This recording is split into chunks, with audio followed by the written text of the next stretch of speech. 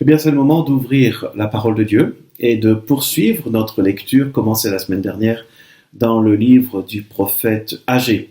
Alors, nous lisons ce matin les versets 12 au verset 15 du chapitre 1er. Nous faisons donc lecture maintenant de la parole de Dieu.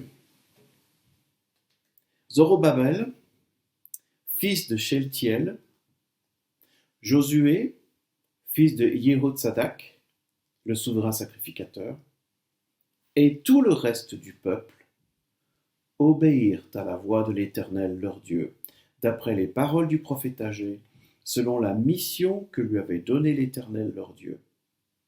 Et le peuple fut saisi de crainte devant l'Éternel. Agé, messager de l'Éternel, dit au peuple conformément au message de l'Éternel, « Moi, je suis avec vous, oracle de l'Éternel. » L'Éternel éveilla l'esprit de Zorobabel, fils de Sheltiel, gouverneur de Juda, et l'esprit de Josué, fils de Yehotzadak, le souverain sacrificateur, et l'esprit de tout le reste du peuple. Ils vinrent se mettre à l'œuvre dans la maison de l'Éternel des armées, leur Dieu, le 24e jour du 6e mois, la 2e année du roi Darius. Jusqu'ici la lecture de la parole de Dieu. Seigneur, nous nous plaçons à l'écoute de ta parole. Et combien, Seigneur, nous voulons t'entendre nous parler et te dire combien nous voulons nous placer à ton écoute. Oui, Seigneur, parle, Seigneur, ton serviteur écoute. Amen. Alors, nous avons évoqué la semaine dernière, lors de l'introduction à ce livre, que Israël vit un temps de secousse, rappelons-nous, c'est après le retour de l'exil, une partie du peuple d'Israël est revenue à Jérusalem et ils reçoivent une secousse parce qu'ils reçoivent un message de la part de Dieu, nous est-il dit par l'intermédiaire du prophète Agé, un message qui s'adresse au gouverneur Zorobabel, puis au souverain sacrificateur Josué, afin de s'adresser à l'ensemble du peuple. On voit qu'il y a une liste de priorités par rapport à ceux qui ont besoin de ce message. Et quel est le contenu de ce message? Ou plutôt, pourquoi Dieu parle? Pourquoi Dieu envoie son prophète? C'est toujours quand même exceptionnel que Dieu fasse ceci. Pourquoi ce peuple vit-il un temps de secousse et reçoit-il un message? Parce que nous l'avons évoqué la semaine dernière, nous relevons que le peuple en tout cas, vit 18 années de négligence. 18 années où un mandat qui leur avait été confié, les moyens leur avaient été donnés, la vision leur avait été donnée, tout leur avait été donné pour, rentrant à Jérusalem, reconstruire le temple et y rétablir le culte. Or, cela fait 18 ans que les travaux ont commencé, et ils ont commencé par la construction de l'autel, puis le rétablissement des sacrifices, mais à cause des difficultés, les Samaritains et les enjeux politiques, socio-économiques et autres, eh bien les travaux ont cessé et ça fait 18 ans que le temple est toujours en ruine, que seul l'autel est rebâti et que les sacrifices ont lieu, mais il y a là 18 ans de statu quo et de négligence. Et donc, rappelons-nous que l'enjeu de ce livre du prophète Agé, c'est très intéressant, c'est pourquoi je m'y intéresse particulièrement ici, c'est qu'il y a là, derrière cette parole, et on va voir l'ensemble des paroles qui vont être données, il y a là un contexte global, c'est qu'il y a une promesse que Dieu fait. En venant parler au peuple, Dieu fait la promesse qu'après un temps de secousse, viendra des temps meilleurs, que quelque chose de bon va en sortir. Et donc, nous avons évoqué la première parole donnée par Dieu, et la première parole consistait à questionner le peuple, et à questionner le peuple dans le questionnement du peuple. En fait, le peuple est en train de dire, ça fait 18 ans que les choses n'ont pas été faites, et ce n'est certainement pas maintenant le moment de le faire, parce que les choses vont mal, on est dans une crise économique, une crise politique aussi, et eh bien ça fait 18 ans, alors c'est certainement pas maintenant le bon moment de recommencer. Et la première parole de Dieu au peuple, c'est de dire, est-ce le temps pour vous de dire que ce n'est pas le moment? Est-ce que c'est le temps de vous poser ce type de questions? Et derrière la question, évidemment, c'est non, ce n'est pas le temps de vous dire, ce n'est pas le moment, parce que moi, Dieu, je vous dis, c'est le moment. Allez-y. Et donc, réfléchissez, deuxième parole qui est donnée là dans ce premier ensemble de paroles. Est-ce le moment? C'est-à-dire que Dieu questionne le questionnement du peuple. Réfléchissez à la situation. Montez à la montagne. Nous avions évoqué que monter la montagne, littéralement, c'est pour y amener des lambris pour construire les choses, mais on avait évoqué aussi que derrière cela, il y a le fait d'aller y rencontrer Dieu, car c'est là qu'il est. C'est là qu'il est, c'est là qu'il attend son peuple, c'est là qu'il veut lui donner les bénédictions. Et donc maintenant, dans la lecture que nous avons faite ce matin, eh bien, vu que les détails sont frappants, il y a là un contexte très précis, très clair, il y a des dates qui sont données, eh bien, nous pouvons relever que nous sommes maintenant 3 semaines plus tard. 3 semaines après cette première parole, eh bien, est le texte que nous avons lu ici. Et qu'est-ce qui se passe 3 semaines plus tard, au verset 14, nous lisons « Ils vinrent se mettre à l'œuvre dans la maison de l'Éternel, de Dieu, leur Dieu, l'Éternel des armées. » Alors, que s'est-il passé? Que s'est-il passé en l'espace de 3 semaines pour que le gouverneur, le souverain sacrificateur et le peuple soient à l'œuvre? J'ai envie de dire, 3 semaines plus tard, ils se sont mis à l'œuvre et on pourrait se dire, mais waouh, qu'est-ce qui s'est passé pour en arriver là? Eh bien, je vous propose d'analyser un petit peu ce qui s'est passé pendant ces 3 semaines et de l'analyser en relevant qu'il y a là un processus. On peut relever un processus qui est un processus assez universel, mais il est présent ici, d'où l'intérêt de le relever ici. Et je vous propose même de le lire ainsi comme étant un processus de 7 étapes. On pourrait appeler ça les 7 étapes qui font la différence. 7 étapes fondamentales qui font la différence. Alors, rentrons dans ces 7 étapes. La toute première de ces étapes, eh bien, 1, Dieu parle. Dieu parle. Nous relevons dans les versets qu'on a évoqués la semaine dernière, en 11 versets, il est mentionné 5 fois. 5 fois que Dieu parle. Au verset 1er, la parole de l'Éternel fut adressée par l'intermédiaire du prophète Agé. Au verset 2, ainsi parle l'Éternel des armées. Au verset 3, la parole de l'Éternel leur fut adressée par l'intermédiaire du prophète Agé. Au verset 5, maintenant ainsi parle l'Éternel.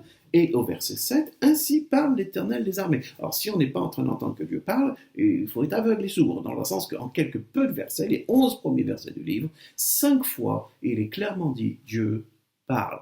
Et Dieu parle par son prophète Agé.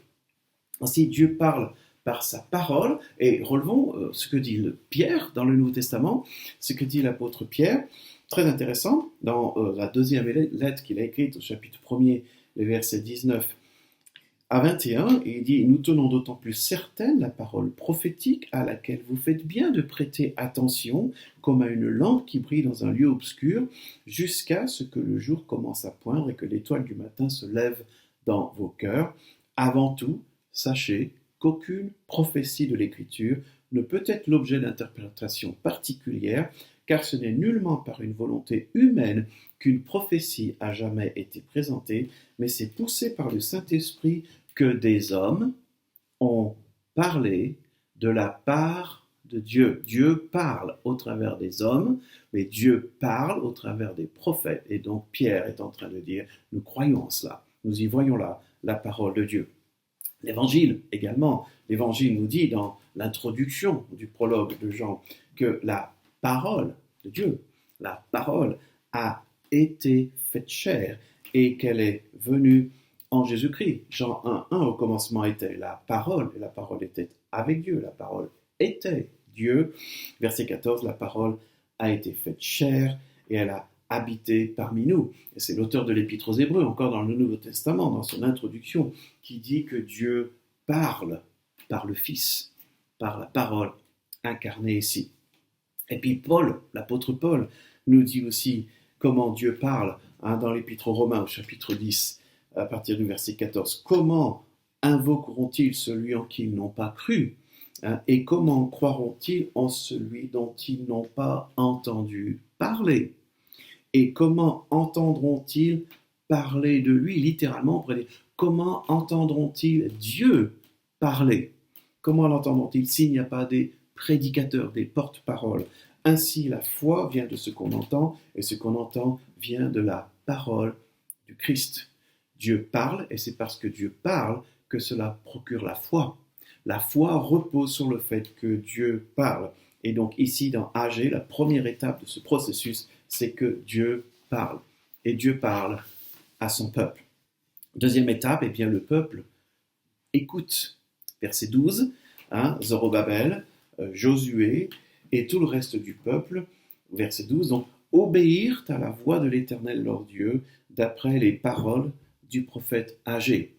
On se souvient tous, on le lit souvent pour les cultes ici, le fameux texte du Deutéronome, chapitre 6, verset 4, le fameux Shema Israël, écoute Israël, l'Éternel ton Dieu est un, tu aimeras le Seigneur ton Dieu de tout ton cœur, de toute ta force, de toute ta pensée. Eh bien, le verbe Shema Israël en hébreu, écoute, écouter, écouter, ça ne veut pas juste dire j'entends un bruit, ça veut dire quand Dieu parle, j'écoute, je prête attention, ce qui me mène à chercher à comprendre et à obéir, à mettre en application la parole. Donc quand le traducteur ici fait le choix de dire que Zorobabel, Josué et le reste du peuple obéirent à la voix de l'Éternel, on pourrait aussi traduire écoute la voix de Dieu. Donc Dieu parle, le peuple écoute. Et on aura envie de dire, quand on connaît un peu le contexte de l'Ancien Testament et le contexte des prophètes, on aura envie de dire, ouf, enfin, le peuple écoute, enfin le peuple prête attention, parce que rappelons-nous que les paroles d'avant l'exil, il n'y avait pas une grande écoute de la part du peuple vis-à-vis. Il faisait d'ailleurs pas bon être prophète. Venir parler de la part de Dieu était un métier très dangereux, parce que le peuple ne voulait pas écouter Dieu dans la majeure partie du cas, ce qui a mené d'ailleurs à l'exil ici. Et puis depuis 18 ans, dans l'histoire ici qui nous est présentée ici, depuis 18 ans, je ne pense pas que le peuple était dans un comportement de vouloir écouter Dieu. C'était plutôt de dire, hé Dieu, tu pourrais nous écouter, tu pourrais voir nos problèmes, et tu pourrais toi venir intervenir pour que tu nous écoutes un tout petit peu. Donc on voit là que l'écoute n'était pas présente. Maintenant, le gouverneur, le souverain sacrificateur, et tout le reste du peuple écoute. Écoute la parole de Dieu au point de la suivre, au point d'entrer en action. Et ça, c'est la deuxième étape. Dieu parle, le peuple écoute. Troisième étape, eh bien, le peuple est saisi de crainte. La fin du verset 12, il a dit donc Zorobabel, Josué, le souverain sacrificateur, et tout le reste du peuple obéirent à la voix de l'Éternel leur Dieu, d'après les paroles du prophète, selon la mission qui lui avait été donnée, que lui avait donnée l'Éternel, et le peuple fut saisi de crainte devant l'Éternel. Alors, que devons-nous comprendre de cette troisième étape? Ce que nous devons comprendre ici, c'est que c'est là le signe d'une saine et vraie écoute.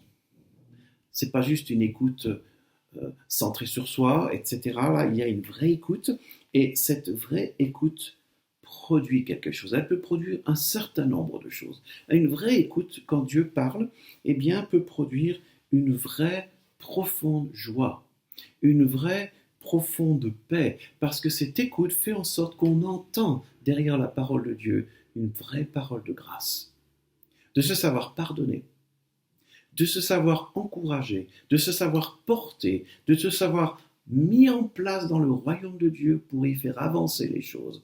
Cette écoute-là peut produire une profonde joie, une profonde paix. Mais l'écoute peut aussi produire un profond malaise. Un malaise parce que la parole de Dieu reprend, corrige. La parole de Dieu peut nous montrer qu'on est complètement sur une fausse route. Et ça peut provoquer un malaise, entre autres quand ça dénonce notre péché, quand ça démontre à quel point on est en porte-à-faux devant Dieu, voire devant les hommes ou devant nous-mêmes ici. Il peut y avoir également, ça peut avoir un effet cette écoute peut provoquer un sentiment de grandeur.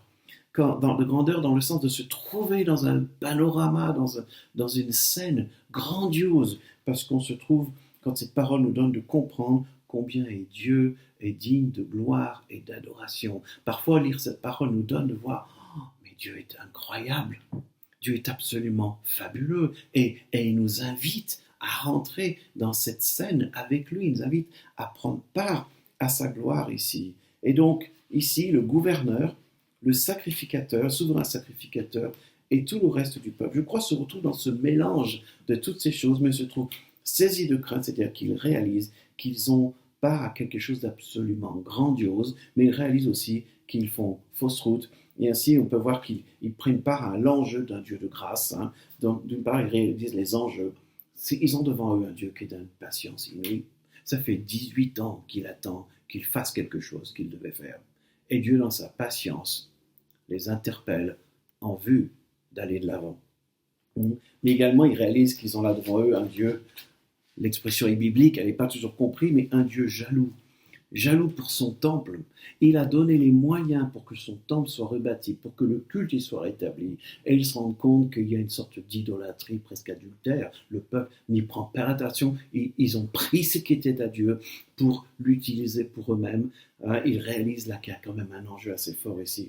Mais également un Dieu suffisamment patient, jaloux et aimant pour leur partager les perspectives d'avenir, pour leur dire réveillez-vous, c'est le moment de bouger, mais je suis avec vous et vous allez voir qu'il y a des promesses dans lesquelles vous allez être au bénéfice. Donc, il réalise les enjeux ici d'un Dieu patient, jaloux, aimant, mais d'autre part, il réalise qu'ils ont fait fausse route. Il réalise qu'ils ont tenu des arguments non fondés, mal fondés. Il réalise qu'ils ont même offensé Dieu dans ce qu'ils ont fait ici. Et les points qui vont suivre dans un instant très court eh bien, montrent à quel point cette crainte est positive. C'est une crainte constructive. C'est une crainte qui fait qu'ils réalisent qu'ils sont là dans de bonnes mains, mais qu'ils ont besoin d'être repris. Ce n'est donc pas de la peur en tant que telle, mais c'est réaliser combien Dieu est grand, Dieu est noble, Dieu est saint, Dieu les interpelle à rentrer dans sa mission et combien nous les hommes, nous sommes pécheurs et souvent fiers de l'être. Il y a là une arrogance, pour ne pas dire un orgueil. Dieu parle, le peuple écoute, et cette écoute mène le peuple à être saisi de crainte, ce qui nous mène à la quatrième étape. La quatrième étape qui est importante, c'est qu'à ce stade également, Dieu est présent.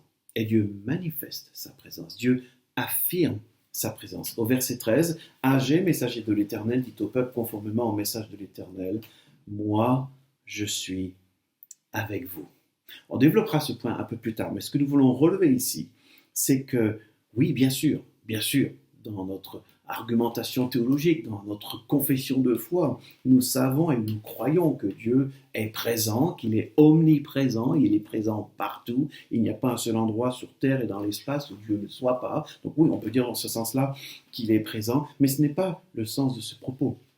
Là, il est présent. Présent. Il est là, avec eux, et il le manifeste, et cette présence fait que, d'une part, le gouverneur, le souverain sacrificateur et le reste du peuple doit prendre en considération, prendre en compte cette présence. Ça a un effet de redevabilité. Puisque tu es là, Seigneur, tu nous rappelles que tu es là, peut-être ce que nous faisons, ce que nous pensons, doit être devant toi, avec une certaine conformité. D'autre part, c'est une présence qui soutient. Je suis là, avec vous, pour vous. Le défi qui est devant vous, vous n'allez pas le mener seul. Je suis là, avec vous. Il fait la grâce de venir, il fait la grâce de parler, il fait la grâce de se révéler, il fait la grâce de les conduire vers un avenir. Faites de promesses, eh bien, sa présence rassure. Sa présence assure. Il est là, c'est une garantie. Il est présent avec eux. Donc, première étape, Dieu parle. Deuxième étape, le peuple écoute. Troisième étape, le peuple est saisi de crainte. Quatrième étape, Dieu assure de sa présence. Cinquième étape que nous relevons ici, c'est que Dieu éveille l'esprit. Verset 14, l'Éternel éveilla l'esprit de Zorobabel, l'esprit de Josué et l'esprit de tout le reste du peuple. Et le verbe ici qui est employé pour éveiller, on pourrait aussi le traduire par réveiller, par lever, remuer, secouer. Vous savez, quand quelqu'un dort bien et qu'on vient le réveiller, qu'on vient le secouer, on va dire debout, c'est l'heure de se lever, on a un peu grand, moitié endormi, c'est le verbe qui est employé ici. Donc Dieu éveille, réveille, secoue. On retrouve ce verbe, et c'est un peu la thématique du livre ici. Secoue, remue ici. Et donc Dieu vient secouer les hommes, vient secouer le gouverneur, secouer le souverain sacrificateur, secouer le peuple ici. Et on pourrait dire, mais comment Dieu fait-il cela? Comment Dieu secoue-t-il son peuple? Eh bien, en fait, la réponse est toute simple, elle est dans les étapes qui précèdent. Comment être réveillé? Comment être secoué? Comment être interpellé? Eh bien, Dieu parle, Le peuple écoute. Il manifeste sa présence. Et ainsi, cela mène à une secousse, c'est-à-dire, quel est l'inverse? C'est de dire, il ne reste pas endormi, il ne reste pas insensible à la cause ici, parce que jusque-là, il y avait un statu quo. Ce statu quo était synonyme d'un état de sommeil spirituel. Les gens ne se posaient plus de questions, ils étaient endormis sur leur laurier, si l'on pourrait dire, pour ne pas aller plus loin, pour ne pas relever le défi ici. Jusque-là, mais là, le peuple va sortir de son sommeil, sortir de ce sommeil et secoué, et il est réveillé. Ainsi, Dieu parle, le peuple écoute. Le peuple est saisi de crainte, prend au sérieux ce qu'il écoute là. Dieu lui assure de sa présence et Dieu le réveille, ce qui nous mène à la 6e étape et avant-dernière. La 6e étape ici, c'est qu'il nous a dit, verset 14 toujours, que le peuple entre en action à ce stade ici. L'Éternel réveilla l'esprit de Zorobabel et à la fin du verset, ils vinrent se mettre à l'œuvre dans la maison de l'Éternel des armées, leur Dieu. Et en fait, cette 6e étape introduit tout de suite la 7e, mais je reviens quand même, il y a là 2 verbes d'action. Quand il est dit « ils vinrent se mettre à l'œuvre », il y a 2 verbes d'action. Le premier indique un mouvement, « ils vinrent », et le deuxième invite à une mise en action, « ils se mirent à l'œuvre ». Jusque-là, le peuple est endormi, le peuple est centré sur lui-même, centré sur ses circonstances, centré sur ses excuses qu'il se donne ici. Le peuple se fait pitié lui-même, dit « Oh pauvre nous, regarde Seigneur, tout ce qu'on subit, tu devrais toi nous écouter, etc. » là. Eh bien maintenant, le peuple est réveillé, il est secoué et il se lève, c'est-à-dire qu'il sort de l'état de sommeil dans lequel il se trouve et il prend une décision. Ici, l'idée de il vinrent, le côté mouvement, c'est qu'il décide de ne pas en rester là. Il se dit, maintenant, on va bouger. On va sortir de l'état de sommeil dans lequel on est. Et on prend une décision qui nous mène à de l'action. Ce qui nous mène à la 7e étape, c'est qu'ils entrent en action. Dieu leur a parlé, ils ont écouté, ils sont saisis de crainte, ils savent qu'ils ont la présence de Dieu avec eux, ils viennent de se faire secouer, réveiller, ils ont pris la décision et maintenant ils assument la décision. Ils vont dans l'action des choses, ils vinrent se mettre à l'œuvre dans la maison de l'Éternel des armées, c'est-à-dire que ce qui était négligé ne l'est plus. Là où il y avait un statu quo, il y a maintenant une action. Il y a eu un changement dans les pensées, un changement dans les cœurs, il y a eu un changement dans l'évaluation de la situation. Maintenant, on rentre dans l'action en tant que telle. Jusque-là, le peuple disait et pensait, ce n'est pas le moment. Maintenant, le peuple dit et pense, c'est le moment. Et pourquoi c'est le moment? Parce que Dieu nous a parlé. Parce qu'on a écouté. Parce qu'on a réagi dans le plus profond de nos cœurs. Parce que nous savons qu'il est avec nous. Parce qu'on s'est fait interpeller, réveiller, secouer. On a pris acte des choses ici. Et nous avons pris la décision d'agir. Et donc maintenant, nous agissons en prenant les mesures et en nous mettant en action. Et ce que le texte nous dit ici, c'est que font-ils précisément? Eh bien, ils montent sur la montagne, comme on l'a évoqué la semaine dernière. Ils apportent des lambris et ils commencent à bâtir ce temple qui était jusque-là inachevé. Alors voilà pour le texte. Et au moment de conclure, nous voulons nous dire, et nous dans tout cela? En quoi cela nous parle-t-il? Alors, j'aimerais faire tout de suite une mise au point. Une mise au point parce que au moment où j'ai fait un choix pastoral, j'ai fait le choix de lire ce livre d'Agée pendant les semaines qui sont devant nous ici. Alors qu'on soit clair, je n'ai pas choisi ce texte par rapport au fait qu'il y aurait une similarité à absorber, à prendre pour nous dans le contexte de la négligence de la construction d'un projet. Non, je n'ai pas choisi ce livre pour cela. Soyons clairs, je ne crois pas du tout que pour nous ici à la chapelle de Nesle, je ne crois pas du tout que ce soit ce que nous devons retenir. Ce n'est pas le cas pour nous. En tout cas, je ne le crois pas, je ne le vois pas.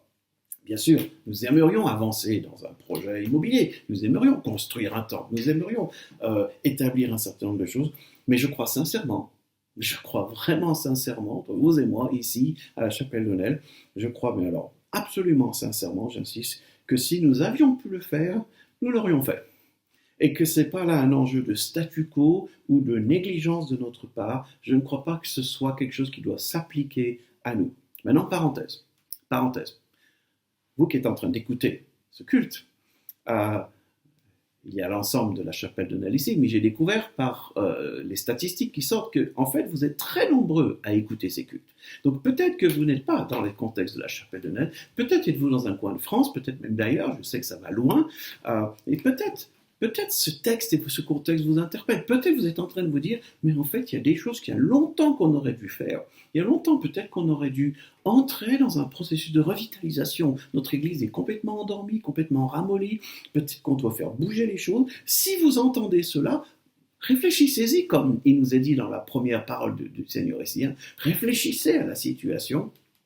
Et monter sur la montagne et apporter des lambris. Peut-être c'est le cas. Mais concernant la chapelle de Nel, je ne vois pas que ce soit l'enjeu pour nous. J'aimerais dans un sens, mais je ne vois pas que ce soit l'enjeu pour nous.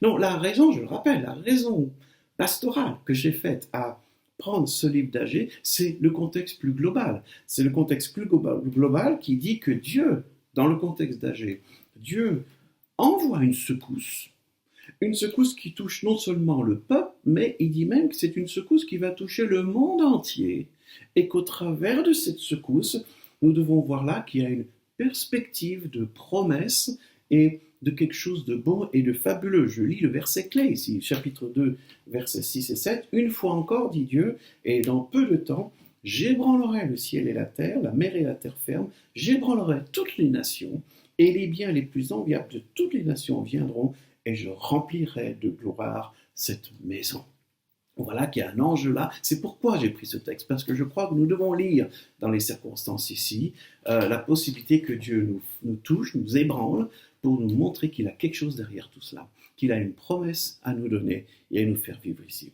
Et nous voyons encore, et nous allons le revoir, que dans Agée, il y a des promesses qui vont être palpables à très court terme, puis à plus long terme, et il y a bien sûr la pointe vers l'évangile qui, elle, est d'une totale actualité pour nous aussi. Mais alors pour nous, qui sommes là ce matin, et pour nous, je m'adresse là donc plus particulièrement à la chapelle de Nel, puisque je vous dis que le contexte n'est pas le même, que ce n'est pas à prendre pour nous, que penser alors de ces 7 étapes? Ces 7 étapes qui sont là devant nous, en quoi est-ce que ces 7 étapes pourraient-elles nous concerner? Eh bien, pour y répondre, je vous propose de poser la question autrement. Quels sont nos statu quo spirituels? Quels sont nos projets négligés, inachevés, mis en veille? Au moment où nous évoquons cela, pourrions-nous les identifier, les lister, sur le plan personnel, sur le plan familial, sur le plan communautaire? Y a-t-il en nous des choses, un éveil de statu quo spirituel, de choses qui deviennent claires dans ma pensée et qui sont mises au ralenti à cause du confinement, à cause des choses qui sont devant nous aussi? Ce temps de défi sanitaire, pensons au fait qu'il va précéder, tout le monde le dit et je le crois fort aussi, il va précéder avec une forte probabilité une crise politique, sociale et financière. Donc on n'en a pas fini avec les troubles ici, on n'a pas fini d'être secoué ici. Et est-ce que ce contexte ici pourrait justifier une sorte de statu quo d'excuse de ne pas aller de l'avant spirituellement, de ne pas aller de l'avant sur des choses dont nous prenons conscience qu'on a besoin de les faire bouger? Prenons bien sûr en perspective qu'il faut de la sagesse. Je ne suis pas en train de dire ici qu'il faut se lancer dans des plans complètement démesurés et fous. Non, je parle simplement de choses dont nous prenons conscience que nous avons été négligents, que nous avons justifié, et que peut-être encore ce matin nous justifions un certain statu quo et une certaine excuse ici. Alors nous faisons-nous des excuses pour ne pas faire certaines démarches spirituelles à cause de la crise? Si nous pouvons lister cela, identifier cela, nous sommes invités à y réfléchir, comme il le dit à 2 reprises dans les premiers versets. Et comme nous voulons le voir ici, là rentrent les 7 étapes. Parce que si nous pouvons le lister, laissons Dieu nous parler. Écoutons Dieu. Écoutons-le au point de dire, je vais faire mienne cette parole pour arriver à une action. Réagissons dans nos cœurs. Rappelons-nous que Dieu est avec nous dans ce processus. Il est avec nous dans toutes ces choses ici. et laissons-nous secouer, laissons-nous interpeller et prenons une décision qui sera suivie de fait. Pensons à ça et prions pour ça. Je termine en revenant sur un récit, je l'ai mentionné à maintes reprises, mais ça me paraît encore bon de le faire parce que j'y vois là une belle illustration. J'aimerais simplement nous laisser avec cet exemple dans le Nouveau Testament. En fait, on est le premier jour de Pâques, premier jour de la résurrection, et nous avons ces deux disciples connus pour être les disciples d'Emmaüs. Ces disciples qui viennent de vivre une secousse terrible. Ils vivent des circonstances absolument terribles puisqu'ils viennent de perdre leur maître, celui pour qui ils avaient laissé les choses, celui pour qui ils avaient investi, eh bien ils viennent de le perdre et ils sont terriblement secoués. Et ils sont secoués aussi par le fait que, vu ce qui s'est passé à Jérusalem, et que leur maître a été arrêté, jugé, condamné, crucifié, ils disent, et nous, peut-être qu'on est en danger, alors nous quittons. Nous rompons, et donc on les voit qui quittent la communauté des croyants, on les voit qu'ils abandonnent le projet dans lequel ils étaient, la mission dans laquelle ils étaient investis, ils abandonnent l'idée même d'attendre une promesse qui avait été clairement faite par le Seigneur lui-même et de persévérer dans la prière, ils abandonnent tout cela et en fait ils entrent activement dans un statu quo. Ils s'installent dans un moment où ils n'avancent plus, même ils reculent, ils prennent un certain recul ici. Et là, Dieu parle. Intéressant. Ils ne le voient pas au début. Mais Dieu leur parle. Et comment Dieu leur parle? Par la bouche du Christ ressuscité, qui parle comment? En leur exposant les Écritures. C'est-à-dire que la parole des prophètes est expliquée, exposée, et ainsi Dieu parle et ils écoutent, au point d'avoir une remise en question. Et ils réagissent dans leur cœur, au point qu'il dit, nos cœurs ne brûlaient-ils pas au fond de nous quand on était là? Et ils demandent à ce que Jésus reste avec eux, parce qu'ils ressentent le besoin de la présence, sans savoir qu'ils ont besoin de Jésus, mais ils ressentent Dieu ici, et ils veulent qu'il reste présent avec lui. Ils sont secoués, ils sont interpellés, et ils se mettent en route, et ils prennent la décision de se mettre en route pour retourner vers la communauté, et ils prennent part à l'œuvre ici. Et là, je relève qu'il y a deux secousses dans leur vie. Il y a la secousse des circonstances qui les a menés à prendre du recul, à s'installer dans un statu quo. Puis il y a la présence de la visite du Christ, de la visite de la Dieu qui parle en eux, qui les secoue de nouveau. Et cette secousse, la première secousse leur donne de baisser les bras. La deuxième secousse leur donne de se relever, de retourner dans la communauté des croyants, de retrouver une vie de prière, une vie d'écoute et une vie d'action. Eh bien, puissions-nous les uns et les autres nous laisser ainsi interpeller.